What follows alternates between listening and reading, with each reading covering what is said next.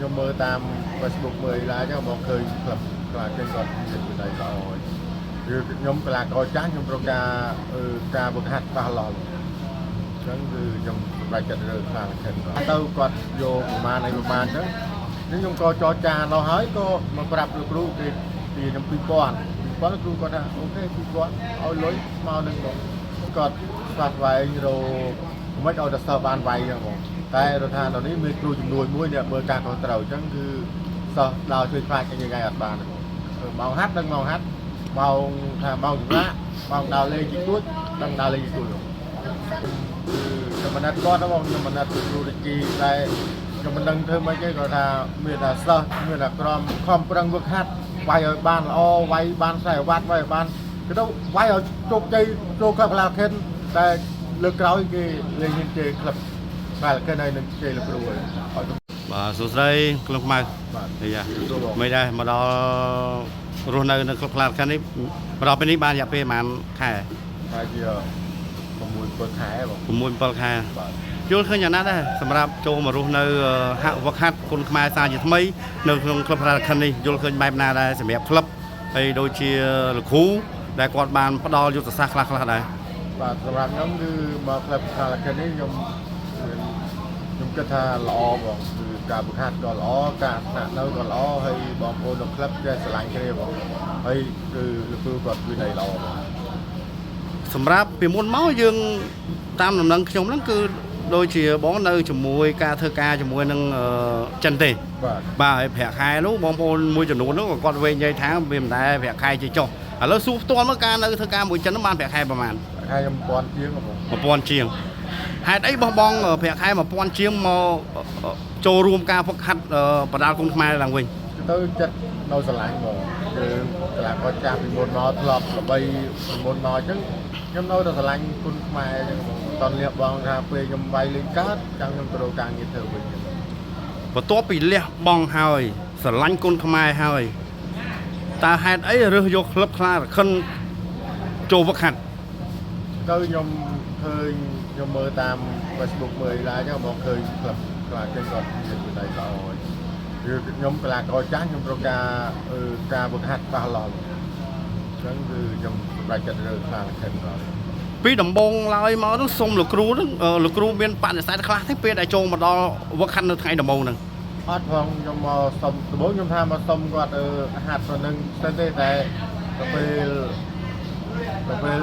ខ្ញុំគិតថាអញ្ចឹងខ្ញុំចូលចិត្តផ្លាស់ប្ដូរក្លឹបហើយលោកគ្រូគាត់ថាខ្ញុំមកទៅសួរក្លឹបចាស់ទៅគាត់យកប្រមាណអីប្រមាណអញ្ចឹងខ្ញុំក៏ចរចានោះហើយក៏មកប្រាប់លោកគ្រូគេពីខ្ញុំ2000គ្រូគាត់ថាអូខេ2000ឲ្យលុយមកនឹងបងអូអញ្ចឹងមានន័យថាយើងទោះតែយើងចង់ចូលមកហាត់ក្លឹបថ្មីទោះយើងខានយូរក៏យើងត្រូវតែមានសិទ្ធិឲ្យទៅក្លឹបចាស់គាត់ជាអ្នកគ្រប់គ្រងដែរបាទតម្រាំបានមកដល់ក្លឹបខ្លាខាងនេះគឺយើងត្រូវចំណាយការប្រាក់ទិញពីក្លឹបចាស់មកដល់ដាក់ក្លឹបថ្មីនេះបាទយល់ឃើញបែបណាដែរមកដល់ពេលនេះព្រោះសិស្សកាន់តែច្រើនហើយលោកគ្រូតែម្នាក់ឯងទេជាអ្នកគ្រប់គ្រងផ្ដល់អាហារហូបចុកហើយពេលខ្លះក៏គាត់ជាអ្នកចាប់គូដើម្បីឲ្យសិស្សបានចាប់ដែរយល់ឃើញបែបណាដែរសម្រាប់ទៅលោកគ្រូបាទសម្រាប់ខ្ញុំគឺលោកគ្រូនេះគាត់ស្វាត់វែងរោមិនឲ្យតែសិស្សបានវាយចឹងបងតែរដ្ឋាភិបាលនេះមានគ្រូចំនួនមួយអ្នកមើលការខុសត្រូវអញ្ចឹងគឺសិស្សដល់ជួយខ្លាចអីថ្ងៃអត់បានម៉ោងហាត់ដឹងម៉ោងហាត់ម៉ោងថាម៉ោងសម្រាប់ម៉ោងដើរលេងជីទួចដឹងដើរលេងជីទួចអារម្មណ៍ក្នុងខ្មៅផ្ទាល់ពេលដែលឃើញគ្រូធ្វើឈួតធ្វើឡប់ធ្វើជា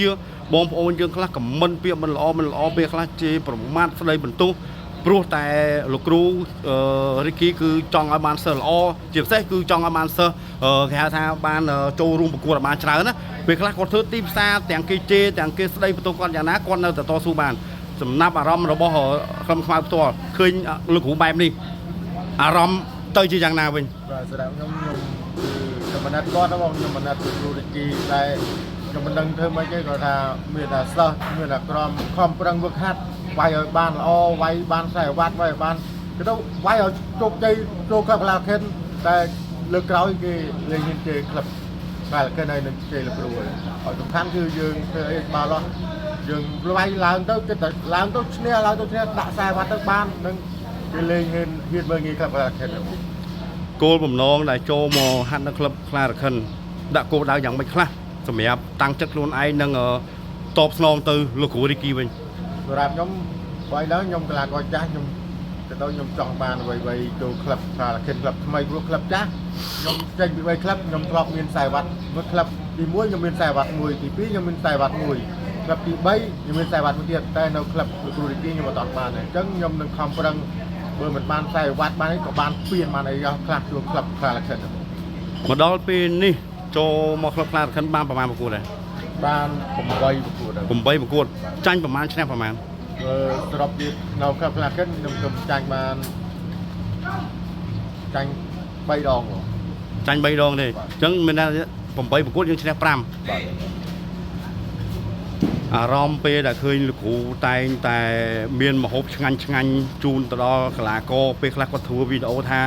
ទោះតែគាត់មិនបានឆ្ងាញ់ខ្លួនឯងធ្វើមិនឲ្យសិស្សបានឆ្ងាញ់ណាអារម្មណ៍យើងជាសិស្សផងជាសិស្សស្បងផងយើងនិយាយចោះយើងជាសិស្សគេថាខ្លាចាស់អញ្ចឹងណាឃើញលោកគ្រូគាត់ប្រឹងប្រែងបែបនេះហ៎យើងមាននឹកឃើញអារម្មណ៍ពេលដែលអារម្មណ៍មួយណាដែលយើងគិតថាផលលំបាកខ្លាំងឯង ខ្ញុំមានអារម្មណ៍មកថាខ្ញុំមកក្លឹបនេះទៅខ្ញុំនិយាយត្រង់បងខ្ញុំមកក្លឹបនេះលើកទី1ដែលគ្រូគាត់ស្វាស្វែងមានម្ហូបឆ្ងាញ់ឲ្យសិស្សខ្ញុំមានក្លឹបខាលខិនខ្ញុំនៅក្លឹបពីក្លឹបខ្ញុំមិនមើលងាយលោកគ្រូណាគាត់ថាខ្ញុំអត់ដែលថាបានម្ហូបឆ្ងាញ់ម្ហូបតែគោដុតអីចឹងអត់តែមាន ឬថាពីមួយប្រកួតទៅមួយប្រកួតពីមួយសប្តាហ៍ទៅមួយសប្តាហ៍សិស្សទាំងអស់ឲ្យតែធ្វើបានល្អនឹងមានលុយបណ្ណឹះទៀតទេឬក៏យ៉ាងណា បាទបងបាទគាត់លើកទឹកចិត្តសិស្សច្រើនឲ្យតែសិស្សធ្វើបានល្អឬវាយបានត្រឡប់វាយសិស្សវាយត្រឡប់អីចឹងគាត់មាន5រង្វាន់ឲ្យអីបើថាវាយគ្នា10ប្រកួតគាត់ឲ្យម៉ូតូមួយទៀត គុំ ឲ្យតែគ្នា10ប្រកួតជាប់គ្នាគាត់ទិញម៉ូតូឲ្យមួយទៀត មានន័យថាសិស្សវាយ10ប្រកួតធ្វើម៉េចឲ្យឈ្នះទាំង10ប្រកួតជាប់គ្នានឹងមានរង្វាន់ធំគឺម៉ូតូ បាទម៉ូតូ ជូនទៅកូនសិស្សទៀត បាទជូនទៅកូនសិស្សទៀត អារម្មណ៍មិនដែរពេលដែលឃើញលោកគ្រូគាត់លើកទឹកចិត្តសិស្សបែបនេះ មានអារម្មណ៍ថា